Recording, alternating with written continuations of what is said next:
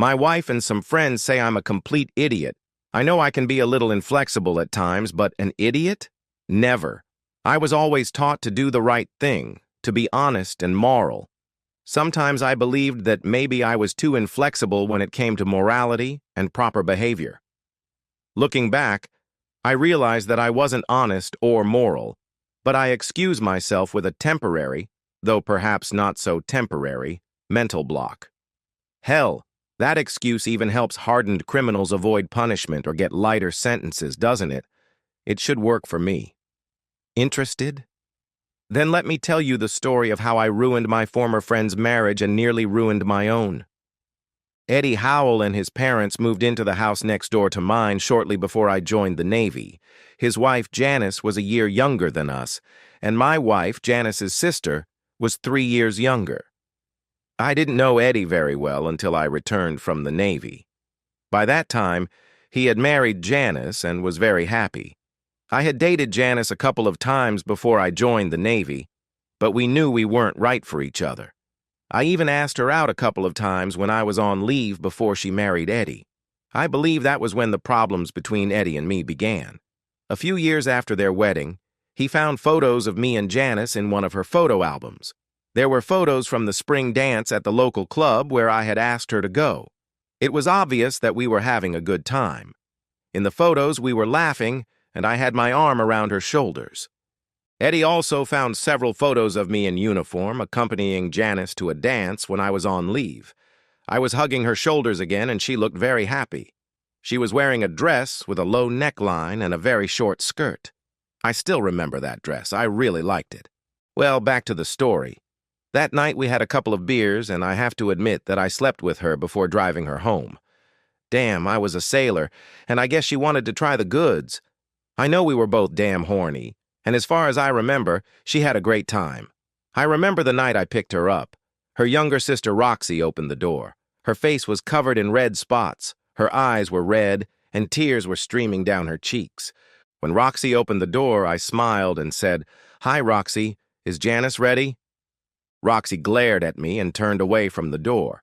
She didn't answer me, but shouted from the stairs, "Jen, your boyfriend's here!" When Janice came downstairs, I was still standing in the doorway. I wasn't invited in, and I didn't know what to do, so I just stood at the bottom of the stairs and waited.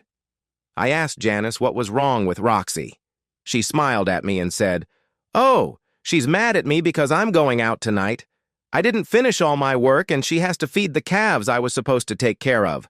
Mom made me promise I'd do everything tomorrow to make up for it, so I don't understand what her problem is."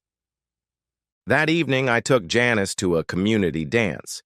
She specifically asked me to wear a white suit. I have to admit that we looked really good in that photo. Heck, I don't even know how many ladies I took pictures with that night. Many of my parents' friends asked to take pictures with me, as did some girls I knew from school. I really had a good time that night. I was even asked out on a date several times. I was surprised. 3 married women said they would be happy if I visited them while their husbands were at work. They said they wanted to show me how much they appreciated my service. I understood what service they wanted to appreciate. I never visited those married women, but I did try a couple of other ladies who wanted to express their gratitude. After returning from the Navy, I enrolled in college under the GI Bill. While in school, I worked on my parents' farm and lived 45 miles from campus. I commuted back and forth every day. My first classes started at 8 a.m., and I usually finished by noon. Since most students hated early classes, I didn't meet many suitable girls while I was in college. On Tuesdays and Thursdays, I sometimes had lab work that lasted until noon, and I met a few girls there, but none of them caught my attention. In any case, between working on the farm and studying, I didn't have much time for a social life because I lived far from college. If I didn't have school or farm work, I would go to Whitland or Wilson's Mill to play pool in the evenings. In the summer, I often went there for lunch and played dominoes with a few old men for an hour or two. Again, this didn't do much to help my personal life. Very few women went to the pool hall, and the ones who did were promiscuous. I was ready for a serious relationship, for a woman who would be faithful and devoted. I wanted to get married, not just have fun. The few women I had dated in college just weren't my type. On Friday night, I was at the pool hall with one of the guys, and he mentioned Roxy. I hadn't thought about her in ages. Hell, I hadn't even thought about Janice. This was before cell phones, so I went to the back of the pool hall and called Roxy from a payphone. On the spur of the moment, I decided to ask her out on a date. To my surprise, she agreed to go out with me. We dated all summer and became very close. I fell in love with her. One evening, we couldn't decide what to do, and she asked if I could give her a ride to her sister Janice and her husband. I didn't even know Janice was married until I started dating Roxy. We arrived at Janice's house, and I learned that she had married Eddie. He was always quick with a joke, but not too obnoxious. He was a bit of a goofball and reminded me of the TV actor Eddie Haskell from the old show Leave It to Beaver. Eddie and I hit it off, and we all had a good time during that visit. After a couple of drinks, we became very close. We became friends. I would even say we became best friends. After that, Roxy and I started visiting my sister often. The problem with Eddie, that jerk, arose about 8 years after Roxy and I got married. My solution to the problem cemented my status as a jerk forever. One day, Eddie came over to our house. I could tell right away that he was angry. I asked, "What's the matter, Eddie?" Eddie came up to me and started yelling, "You're a piece of shit. I found pictures of you with my wife. I want you to stay away from Janice. Do you hear me?" "Hey, man.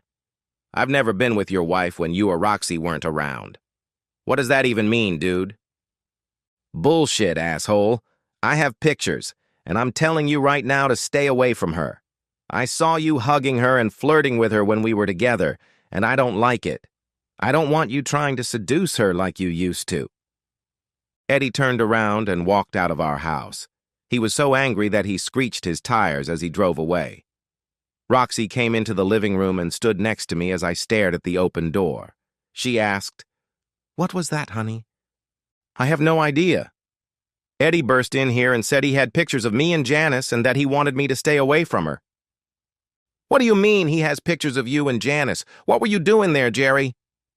"Nothing, Roxy. I told you I have no idea why Eddie got so angry." "Nonsense. You told me that Eddie claims he has pictures of you and Janice. That means you and my sister did something to upset him." Roxy began to cry and continued, "I can't believe you did this to me. I especially can't believe you did this to my own sister." Roxy glared at me, then turned, grabbed her purse, and ran out of the room. As she left, Roxy shouted, "I'm going to get to the bottom of this right now. If you've been flirting with Janice, our marriage is over." She jumped into her car and, screeching her tires, drove away from our house at high speed. I didn't know what to do. I was in shock. I had no idea where this was coming from. I was more angry at Roxy than at Eddie. He was a jerk, and I figured it would either blow over or it wouldn't. If it didn't, I didn't care because I would never have been friends with him if we weren't related by marriage. I was very concerned, but also a little angry at Roxy. What the hell was going on? Almost 3 hours later, Roxy came home. I was sitting in the living room drinking beer and trying to figure out how to deal with the shit that had hit me today. Roxy was crying. She came over, sat down next to me, and said, "Jerry, I'm sorry I left like that. I was scared and angry. I believed you had done something bad to my sister. I went there to look at those pictures and kill that bitch if you were messing around with her." When I got there, Janice was sitting in the living room crying. All her old photo albums were scattered on the floor. Eddie wasn't home yet. I didn't even knock on the door. I just barged in and started yelling at her.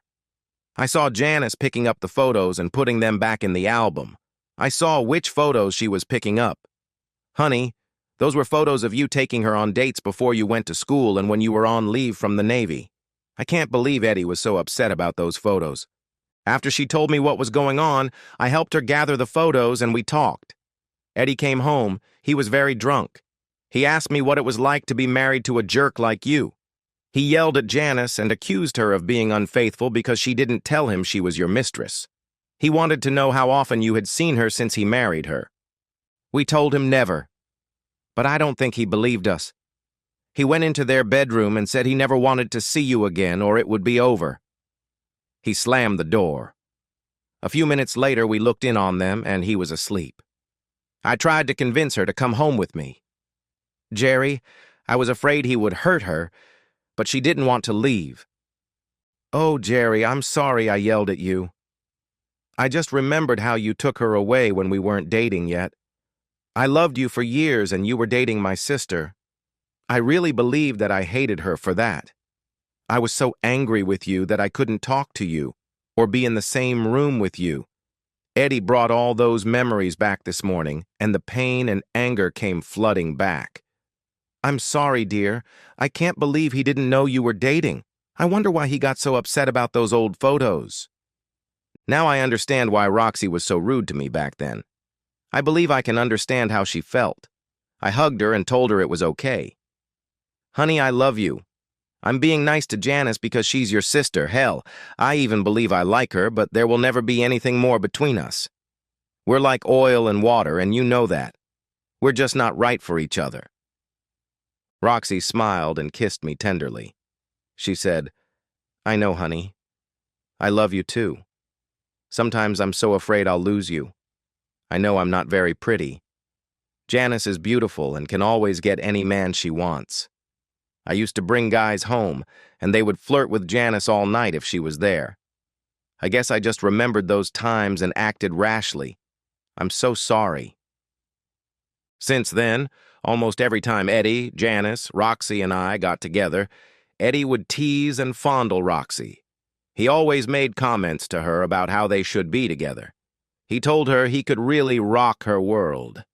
If she was a little drunk, I had to stay close to her so he wouldn't try to fondle her or look at her charms. At least once or twice a month, old Eddie would tell me when we talked in person or on the phone that since I wasn't doing my duty, he'd be happy to come over and take care of Roxy for me. Finally, I asked Roxy about it. Roxy, I said, what's all this talk about me being a bad lover? If you have problems with our sex life or want something I'm not giving you, why didn't you talk to me about it? What are you talking about, Jerry? I never told you I didn't like the way you made love to me. Where did you get that idea? I know you've never told me you don't like the way I make love to you, but you've never told me you like the way I make love to you either. Damn it, we never talk about sex. You don't even tell me if you like what I do. How the hell am I supposed to know if you like what I'm doing to you? You know damn well where that came from. I know you heard Eddie tell me he was going to come over and take care of you. You saw us talking at your parents' house today. Roxy turned pale, then red.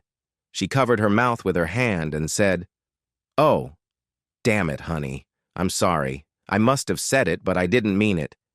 Remember when that bull hit you and you were down for a week? I had just started my period, and you know how horny I get when I'm ovulating. I was talking to Janice and telling her how happy I'd be when you got better and could entertain me properly in bed again. Eddie came into the kitchen and grinned at me. He came up to me, put his hand on my shoulder, and then tried to slip it under my blouse and touch my breast. I told Eddie to stop and take his hands off me. He just grinned and said that if you couldn't do your duty, he'd take care of me instead. He said it was only fair because you slept with Janice.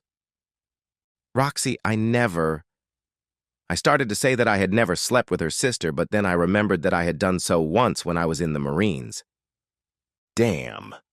Did this bastard know about that? What about Roxy? I sat there trying to think of something to say when Roxy smiled.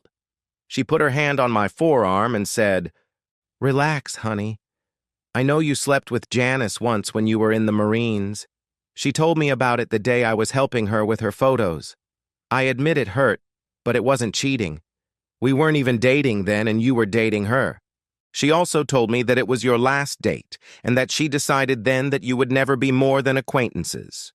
She said that neither of you was really in love with the other. She said that the sex was just sex. Neither of you had any real feelings. She knows you don't get along, and so do I. I don't know how Eddie knew that. Maybe Janice told him, or maybe he just talks too much. I know they slept together when they were dating. Maybe he thinks she did that with all her boyfriends. I don't know. Anyway, honey, that's what he means when he talks nonsense. And you don't need to worry about him or any other man as long as you remain the man I fell in love with when you were 13 and came to visit my older brother. I've loved you all my life and trust you more than I can say. Well, for the next few months, I just put up with good old Eddie and tried to be polite to him when fate or family business brought us together. Eddie just wouldn't let up. He kept making his remarks. I guess he got tired of teasing me with words. He upped the ante. Good old Eddie started making more explicit comments to Roxy. He started hitting on her from time to time and touching her inappropriately.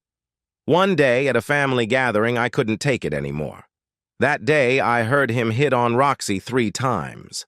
I saw him put his arm around her waist and try to touch her breasts. I saw him pat her butt twice. He told me twice that he was going to get together with Roxy and take care of her instead of me. To Roxy's credit, she rejected him every time, but I was angry that she did it so gently. I was upset that she didn't respond to him properly. That night when we got home, I exploded. During my tirade at Roxy about Eddie, I said, "I've had enough of this jerk. I'm going to show him how he behaves. I'm telling you, honey, from now on, every time he tells me he wants to sleep with you, or if I hear he's said it to someone else and it gets back to me, I'm going to respond in kind. I'm going to let him know that I'm going to go to Janice, or at least tell him I'm going to go to her. I'll let him know what it's like when someone constantly tells you that you can't take care of your wife, and I'll do it for him. I'll touch or try to touch Janice the same way he touches you. This shit is going to end one way or another." "Honey, I don't think that's a good idea. You know how jealous he is. We all know he's just playing macho when he talks like that. Please don't do it." Number, I've made up my mind. From now on, I'm going to give him a taste of his own medicine. Number. And that's another thing that bothers me about this whole situation. You're too soft on him when he teases you. I know you don't do anything to him, but I'm really angry at you for not stopping him. For the next 5 months, every time I called Eddie and Janice or answered the phone and heard one of them speak, I repeated the same inappropriate comments Eddie had made. If I was talking to good old Eddie, I offered to take care of Janice. At first, he just ignored me, so I doubled my efforts to give him a taste of his own medicine. A couple of times, Roxy asked me to stop picking on Janice and hinting at her. Hell, even Janice asked me to stop treating her that way. I told her the same thing I told Roxy. I'll stop when Eddie stops treating Roxy that way. Hell, even Roxy's father talked to me about what I was saying to Janice. I couldn't take it anymore. I said, "Listen, Ron, I love Roxy madly. I would never cheat on her, and you know that if you know me at all. I'm also sick of Eddie and his flirting with her. I told Roxy, Janice, and Eddie that I'd stop doing and saying what I'm doing as soon as Eddie stops doing the same thing to Roxy. Why didn't you say or do anything to Eddie about it?" "Well, son, you know Eddie. He's just teasing you. You're just adding fuel to the fire. You need to rise above it and stop showing Eddie that you're not interested in Janice." "Bullshit, Dad. He started it. Roxy and I tried to ignore it and asked him to stop before I started responding. When he stops, I'll stop. That's final. He can keep his damn hands off my wife and stop hitting on her, and I'll do the same with his wife." One day, we had to go to another family meeting. Eddie brought me a beer and handed it to me. I was surprised because he didn't usually act very friendly. I hoped that maybe he was ready to bury the hatchet. Then he grinned and said, "Here, buddy. Drink it all tonight, and I'll give Roxy what she needs. I know she needs a real man after putting up with you for so long. It's only a matter of time before I get her old man pregnant." I saw red. I was furious. I started to punch Eddie in the face, but then I changed my mind. I just leaned in close to him and said, "Well, I'd be worried if I thought you were man enough to get into her pants, but you're not man enough. After last night with Janice, I can see why you can't make her happy." Before I could hit him again, Eddie exploded. He punched me in the face and walked away. I was still lying on the ground when he started yelling at Janice, You're a two-faced bitch. I'm done with you and that bastard. Take him and all the other men you can get into your bed. I'm out of here. Half the family stood watching, and the other half rushed over to check on me. Of course, I started to feel guilty about everything that had happened. I wondered if I had gone too far. Needless to say, the party was ruined. Roxy was so angry with me. She helped me to my feet, but when she found out what had happened, she lashed out at me with all her fury. She had never yelled at me like that before. We drove home in complete silence. We were at her parents' house, and she insisted that we take Janice home. No one said a word during the 30-minute drive. Roxy spent the night on the couch and didn't even speak to me when she brought me breakfast the next morning. I work on a farm, so when I came home for lunch, I was greeted with the same silence. For the next 3 days, she only spoke to me when it was absolutely necessary. If I didn't say anything that required a response, Roxy never answered. On Thursday, I came home for lunch, and Roxy wasn't there. I made myself a sandwich and went back to work in the field. When I came home in the evening, the house was dark. Roxy was still gone. I called her parents to see if they knew where she was. Her mother said, "Both girls are here." "How could you do this to them, Jerry? Roxy doesn't want to talk to you. Please leave us alone." I started going to a cafe in Old Mill in Wilson's Mill for breakfast and dinner. The first few days I had to endure a lot of ridicule. Eddie filed for divorce from Janice for adultery, naming me as her lover. She and Roxy were living with her parents again. Half the guys believed it was a great joke that I was the other man and hadn't even touched Janice's bare skin since she got married. The other half believed I had slept with Janice and been caught. Most of the women in the neighborhood were outraged that I had cheated on Roxy with her sister, or angry at me for the joke I had played on Eddie. It seems that those who had heard him tell me and Roxy that I should take care of her because she couldn't were on my side. They believed my actions were justified. Those who were upset with me believed I had done a terrible thing. I had destroyed a good marriage and deserved to suffer. Some believed Roxy should divorce me for being a jerk. Others thought she should divorce me because they were convinced that I had actually cheated on her with her sister. It was almost a month before Roxy came back home to me.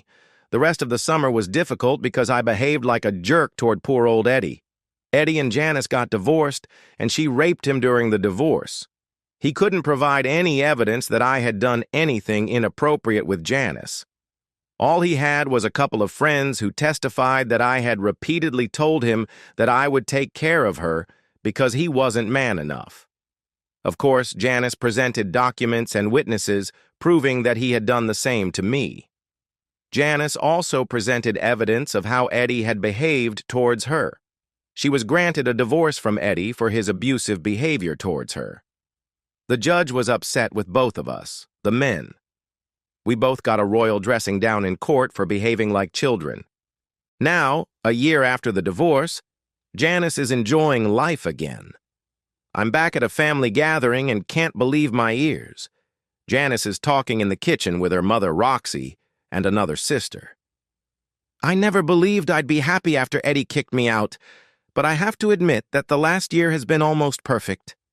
I didn't realize how much his damn flirting with other women and his complaints about me seeing Jerry bothered me. It was bliss not to have to listen to his nonsense day after day. I was so upset when Jerry did what he did that I didn't even think that maybe Eddie deserved it. I just laughed at what Eddie said to you, Roxy, thinking that was just Eddie being Eddie. Roxy, I'm so sorry I let him put you through all that. I was angry at Jerry for what he did because he was deliberately teasing Eddie, but now I truly believe that I'm better off than when I was married to Eddie. I have a little less money, but I'm happy. Jerry and I still fight, and I'll never be close to him, but it's time for you to forget about that and try to save your marriage, Roxy. Jerry loves you to death, can't you see that? You're doing to Jerry what Eddie did to me, just in a different way. You need to forget what he did and said to Eddie and try to make him happy, or you'll end up getting divorced, too.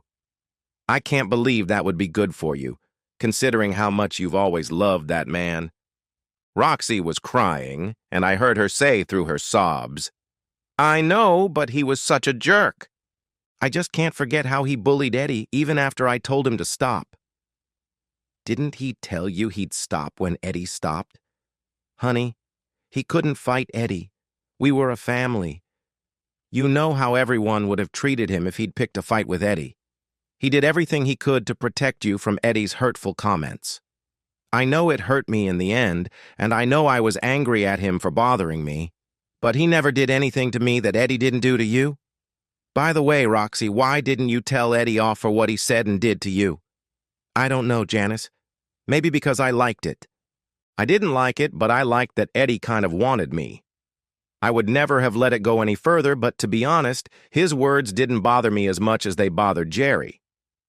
So there you have it, folks.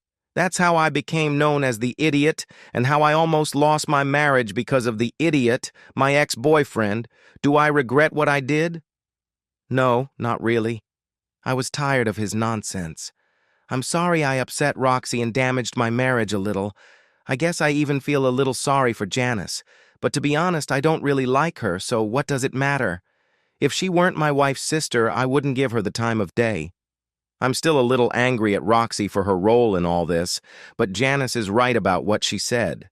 We love each other to death, and we need to heal this wound before it gets too deep and incurable. If Roxy doesn't take the necessary steps soon, I'll probably have to find a way to get us back together. I really wish things could be the way they were before that jerk Eddie started stirring things up.